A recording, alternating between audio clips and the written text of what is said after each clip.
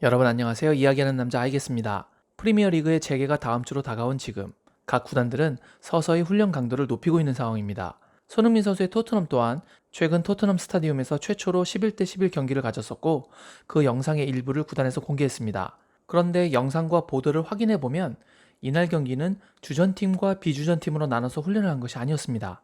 예를 들어 맨유전 선발 라인업에 오를 가능성이 매우 높은 케인과 손흥민이 호흡을 맞추기 위해서 같은 팀으로 배정된 것이 아니라 서로 다른 팀으로 나뉘어져 연습 경기를 가졌던 것입니다. 맨체스터 유나이티드와 이번 시즌에 명운이 걸린 경기를 준비하면서 과연 무리뉴 감독이 이번이 첫 11대 11 연습 게임이니까 적응한다 생각하고 적당히 실력 비슷하게 두 팀 나눠서 연습하자라고 팀을 나눴을까요? 제 개인적인 견해는 절대 그럴 리가 없다입니다. 물론 두 팀의 밸런스를 맞추려는 의도도 분명 있었겠지만 무리뉴 감독이 두 팀을 이렇게 나눈 것에는 그 이상의 이유가 있었을 것이고 오늘은 현지 언론 보도와 제 개인적인 분석을 겸해서 그 이유를 생각해보는 시간을 가져보도록 하겠습니다. 그럼 함께 보시죠. 우선 분석을 하기에 앞서 선수단에 화제의 인물이 있었는데요. 그건 바로 로셀소였습니다. 이날 11대 11 훈련에 빠진 선수 명단을 살펴보면 로셀소, 가차니가, 산체스, 탕강가, 페럿이 있었습니다. 그중 현지와 국내 팬들이 가장 관심을 가졌던 선수는 단연 로셀소였습니다. 며칠 전 뉴스에 보도됐던 토트넘의 코로나 양성 반응이 나왔던 선수와 접촉했다는 얘기, 모친상을 당했다는 얘기 등 많은 소문이 있었지만 최근 이 훈련에 불참한 선수들은 가벼운 타박상이 있거나 아직 훈련을 소화할 수 있을 정도로 체력이 올라오지 않은 상태라는 보도가 있었습니다. 그리고 그 말이 사실임을 입증하듯 오늘 토트넘에서는 로셀소를 비롯해서 가차니가, 탕강가가 훈련장에 다시 등장한 사진을 게재했습니다. 페럿은 맹장 수술로 현재 전력에서 이탈한 상태입니다. 아무튼 이번 로셀소 해프닝이 들려오는 소식처럼 별일 아니었길 바라는 바입니다. 이제는 훈련 분석으로 돌아가겠습니다. 홈팀 유니폼을 입은 쪽을 먼저 소개해드리면 골키퍼의 요리스, 중앙 수비수의 베르통원과 포이스, 양쪽 수비수의 오리에와 데이비스, 미드필드 지역에는 스킵, 제드송 페르난데스, 윙크스, 마지막으로 공격진 3명에는 알리, 베르베인, 케인이 자리 잡았습니다. 이번에는 어웨이 유니폼을 입은 쪽입니다. 골키퍼에는 포름, 중앙 수비수에는 알더베이럴드와 다이어, 양쪽 수비에는 세세뇽과 마쉬, 미드필드에는 화이트, 은돔벨레, 시소코, 마지막으로 공격진에는 모우라, 라멜라, 그리고 손흥민으로 구성되어 있습니다. 경기 중 포메이션은 4-3-3과 4-2-3-1을 병행했다고 합니다. 그러면서 무리뉴 감독은 많은 조합을 확인할 수 있었다고 하네요. 그럼 이제 왜 해리케인과 손흥민을 갈라놓았는지를 이야기해 보겠습니다. 손흥민은 맨유전의 윙으로 나설 시에 완비사카나 반대쪽에 쇼를 상대해야 합니다.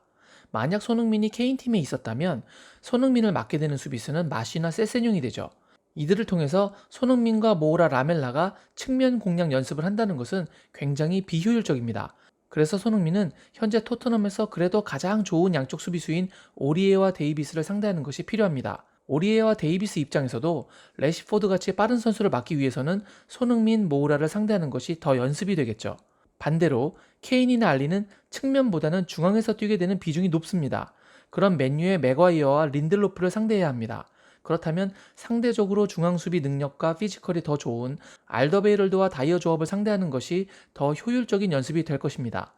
그래서 정리하면 손흥민, 모우라, 라멜라는 측면 공격 연습을, 오리에와 데이비스는 측면 수비 연습을 더욱 효율적으로, 케인과 알리는 중앙 공격 연습을, 알더베이럴드와 다이어는 중앙 수비 연습을 보다 효율적으로 할 수 있게 팀을 나눠놓은 것으로 보입니다. 그리고 해리케인은 부상으로 뛰지 못했기 때문에 아직 베르베인과 페르난데스와 같이 경기를 뛰어본 적이 없습니다. 그렇기에 그 둘은 해리케인 팀으로 배정된 것으로 현지에서도 보고 있습니다. 스킥과 윙크스는 토트넘 아카데미 출신으로 그들의 호흡이 잘 맞는지 무리뉴 감독이 확인해보고 싶었다는 현지 분석이 있었습니다. 반대로 손흥민 팀에서는 미드필드 진영에 은돔벨레와 시소코 그리고 화이트가 자리를 잡았는데요. 기사에 따르면 은돔벨레의 공격성을 더 자유롭게 해주고 싶어서 수비력이 좋은 시소코를 같이 배정했다는 분석입니다. 공간을 헤집고 다니는 손흥민에게 창의적인 공간 패스와 슈팅을 할 수 있는 은돔벨레를 같이 놓은 것일 수도 있죠. 경험이 많은 베르통원과 경험 부족으로 간혹 큰 실수를 하는 포이스를 짝으로 이어줬고 공격 채널이 좀 더 다양해 보이는 손흥민, 모우라, 라멜라를 막기 위해 케인팀에 요리스를 배치한 것으로 보입니다. 이번 훈련에서 특히 고무적이었던 사항은 바로 은돔벨레였다는 이야기가 있습니다. 예전보다 체중을 줄여서 훨씬 날씬하고 날렵한 모습이었고 훈련에서도 좋은 모습을 보여줬다고 전해지고 있습니다. 공개된 영상에서도 은돔벨레의 득점을 볼 수가 있었죠. 그리고 무리뉴 감독이 확인할 수 있었던 것 중 다른 중요한 한 가지는 베르베인이 올려주는 깊은 크로스를 해리 케인이 득점으로 연결시키기에는 파괴력이 부족했다는 것이라고 합니다. 그래서 다른 공격 루트로 알리와 제드송이 케인에게 득점을 지어내 보려고 했지만 효과적이지 않았다는 것도 알게 됐다고 하네요. 이렇게 공격수와 그에 대응하는 수비수를 맞춰서 팀을 나눠 놓은 것을 보면 일단 무리뉴 감독이 어떤 선수들을 맨유전에 중용할지 예상이 되기는 하지만 아직 로셀소와 산체스가 투입된 것이 아니라 남은 기간 동안 좀 더 상황을 지켜봐야 할 것으로 보입니다. 알려진 바에 의하면 토트넘은 EPL의 승인을 받아 노리치와 친선전을 갖는다고 하는데요. 그날의 경기 소식을 접하면 좀 더 윤곽이 선명하게 드러나지 않을까 싶습니다. 코로나의 위협이 있음에도 불구하고 점차 그 시작이 다가오고 있는 프리미어리그, 그리고 그 속에서 뛸 준비를 하고 있는 손흥민 선수.